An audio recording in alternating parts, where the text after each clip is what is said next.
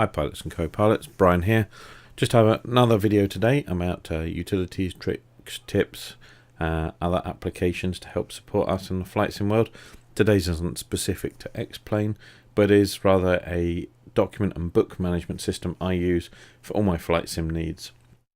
Now, one of the things I found over the last few months is downloading planes and scenery and maps and all the other handy things out there, different flight documents, is a way to manage them in a way that I can keep retrieving them and retrieve them onto my tablet as well, because a lot of us use tablets out there to actually read our docs as well. And keeping it synced between the PC or the Mac and your tablet and other devices. So I found Calibre, which I think is absolutely awesome. It's a native app to download for, they support Windows, the Mac, Linux. You can even have a portable version on a USB stick.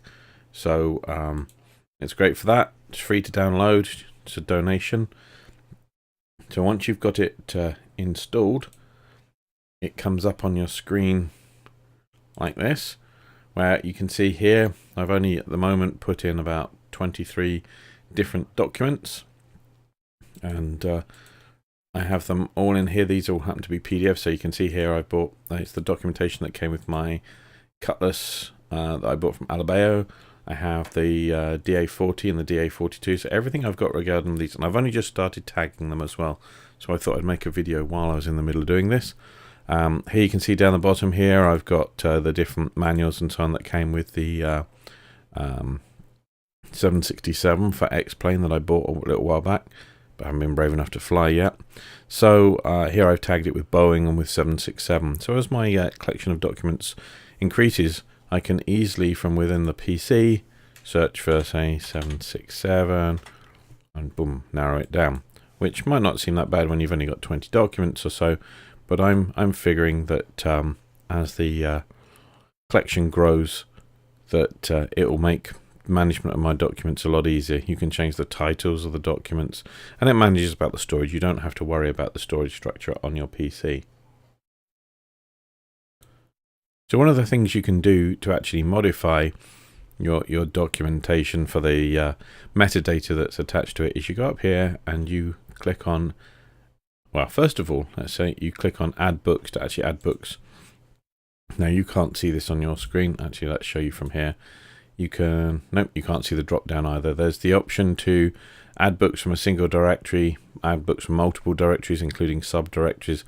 So you can put all your documents in one go if you've got them in a folder structure already on your PC. Edit metadata. This is important for being able to change the information that you see here, and I'll show you that in just a second.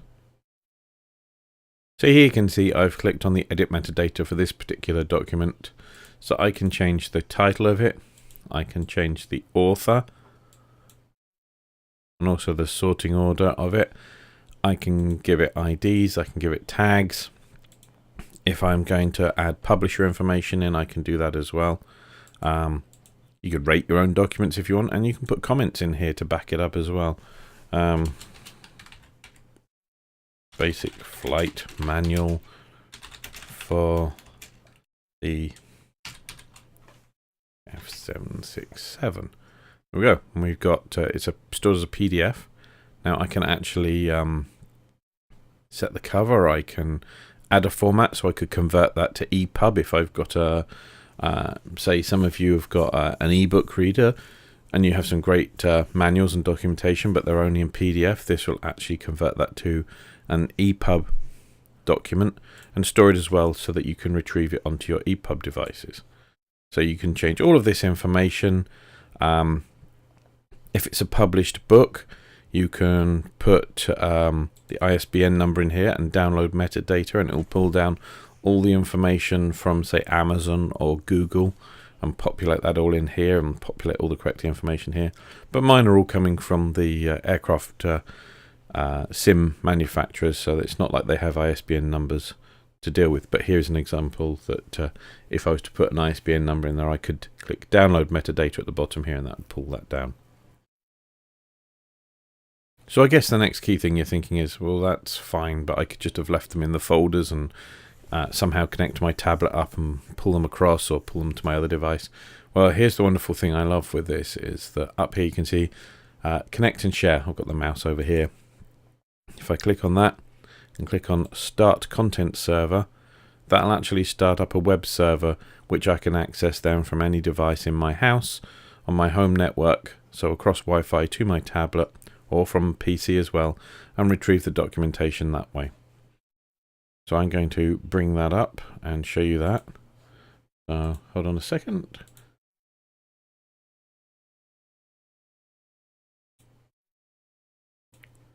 So here you can see the PC browser. I'm actually putting it on the same device, but obviously here the path here is localhost :8080. 8080 is the default port. You can change that. And obviously from another device in your house, you'd either need to know the IP address or the name of the PC which is identified. In this case, I'm just doing it directly on the machine so I can record this. However, I do this on my iPad all the time. I bring up this page. I can look at all books. I can do the newest. And you can see there it's doing it in order, newest going back. So here we've got each of the documents, and depending, it will bring in all the comment information. So if you want to put descriptions of what's in there, you could do that. It just says unknown there for the author, and then there's no text information. But yes, you can bring in as much text or information in here as you want. And then it's as simple as clicking or tapping on when you're on a tablet, get, and then that will pull it down to your local device.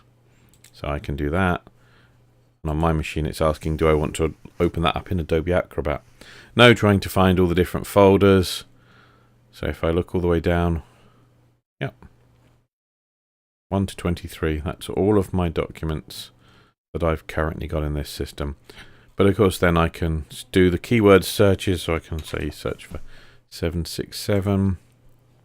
And there's all my documentation relating to the 767. So I think you'll agree it's a great way, once you start building a mountain of operations manuals and plans and all the other things that we download because we think they're really cool and they'll support our flight sim flying, that this is a perfect way to manage it. So go look up Calibre.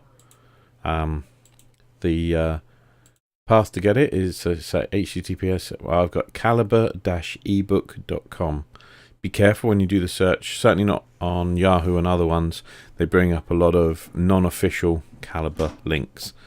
Google are a bit better and they do things like that, but it's calibre-ebook.com is the one you want to go to. Get it installed, get your documents in there, and I really think it will help you managing all the other stuff that goes with our flight sim time. Okay? So I hope this video might have helped some of you out with that. As always, comment, like, subscribe. Just let me know that you're watching it. That'd be awesome. And I'll have some more videos soon.